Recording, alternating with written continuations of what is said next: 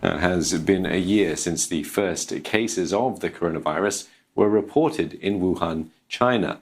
Here's a look back at a mysterious virus and how it spread that gripped the world. On Indonesia's most populous island, Java, hospitals are stretched to their limits.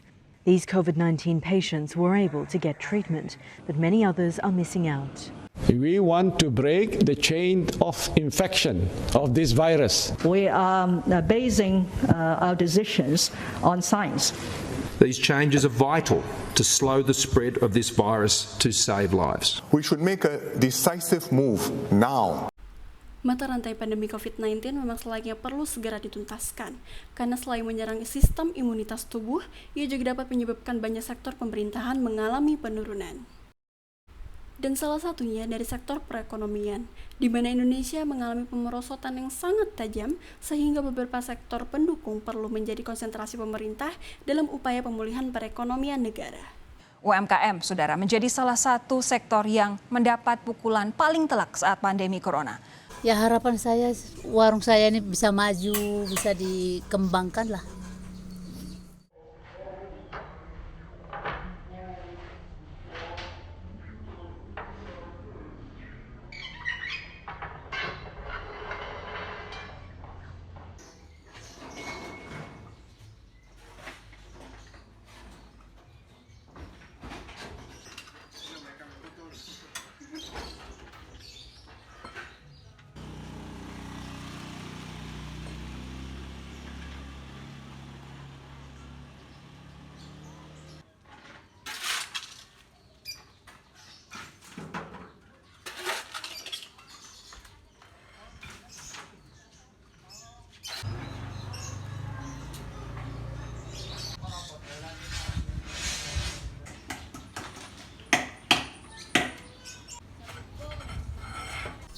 Rebecca Manurung, umur 40 tahun, tahun 2013.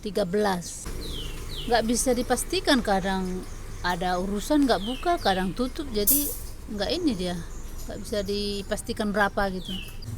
Perbedaan grosir mengenai harga lah. Usaha mikro kecil dan menengah atau UMKM merupakan tulang punggung perekonomian Indonesia. Mereka adalah ujung tombak perputaran ekonomi dalam negeri. UMKM menyumbang 60,34% dari total produk domestik bruto atau PDB nasional dan menyumbang 58,18% dari total investasi. Terlebih di masa pandemi COVID-19, UMKM memiliki peran penting dalam menjaga stabilitas ekonomi nasional di tengah situasi yang tak pasti. Di sektor retail, UMKM juga merupakan penopang utama distribusi barang-barang kebutuhan sehari-hari untuk sampai ke tangan masyarakat di perkotaan dan perdesaan.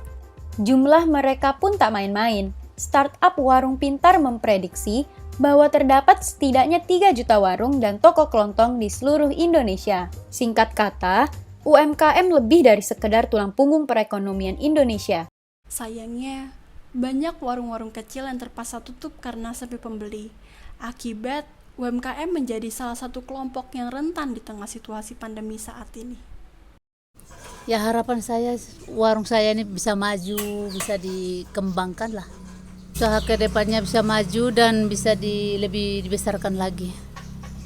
Untuk membangkitkan kembali kondisi ini, diperlukan solusi mitigasi dan pemulihan.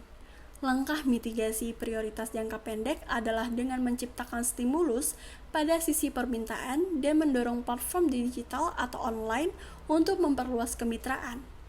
Upaya lainnya yaitu melalui kerjasama dalam pemanfaatan inovasi dan teknologi yang dapat menunjang perbaikan mutu dan daya saing produk, proses pengolahan produk, kemasan dan sistem pemasaran, serta lainnya. Melalui program kuliah kerja nyata atau KUKERTA, Universitas Maritim Raja Ali Haji, kita sebagai mahasiswa berperan untuk mendorong pemulihan ekonomi Indonesia di masa pandemi dengan menggiatkan promosi UMKM di daerah lingkungan sekitar kita, dengan melakukan sosialisasi dan pendaftaran NIB atau nomor induk berusaha dan IUMK atau izin usaha mikro kecil, dengan tujuan melegalitaskan usaha. Pembuatan IUMK memiliki banyak ragam manfaat, Di antaranya, mendapatkan perlindungan hukum, menjamin perlindungan lokasi usaha, mempermudah kerjasama untuk mengembangkan usaha, menambah akses permodalan, pendampingan usaha, dan mendorong pengusaha agar sadar pajak. Kalau bukan tanpa peran kita sebagai mahasiswa, sektor UMKM tidak akan mendapatkan dukungan lebih dan bisa jadi perekonomian di Indonesia membutuhkan lebih banyak waktu untuk pulih. Maka dengan itu, satu mahasiswa, satu UMKM.